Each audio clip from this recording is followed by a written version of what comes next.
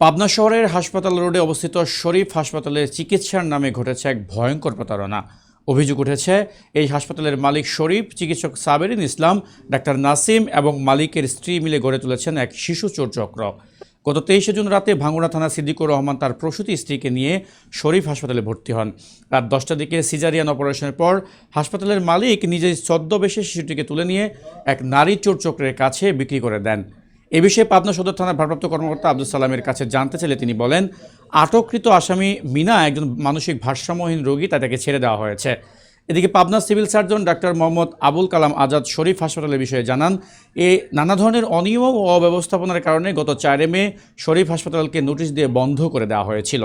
কিন্তু তারা বলল যে অসুস্থ মেয়ে তারা দিছে এটা কইলো নিয়ে চলে গেছে। না না না আমাকে না দেখে আমার রুমের ভিতরে করেছিল, বন্ধ করে দিয়েছিল। আমি জানি না, কিছুই জানি না। অপারেশন করছে ডাক্তার সাবেরিন ইসলাম, ডাক্তার নাসিম।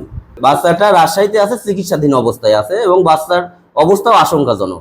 আমরা বাচ্চা চোরের 2 মূল হোতাকে পুলিশের হাতে তুলে দিলাম। তারপরে জানি যে পুলিশ ওনাদেরকে পাগল সাজিয়ে ছেড়ে দিছে। এটা আমাদের বোধগম্য নয়। নবজাতক শিশু চুরি হওয়ার যে চোর চক্র, এই চোর চক্রকে গ্রেপ্তার করা হলো, আবার রাতের আধারে এই চোর চক্রকে ছেড়ে দিল।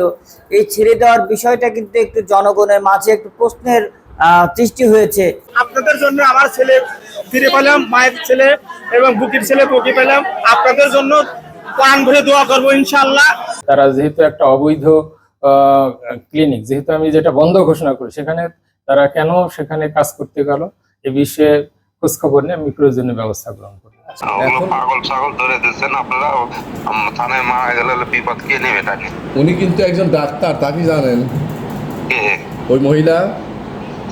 তা জানেন না তো। কিসের মামলা দেবেন? এটা কোন আইন? সেটা দেখা, আমরা আইনের মধ্যে রেখে কাজ করবো না, অসুবিধা নেই।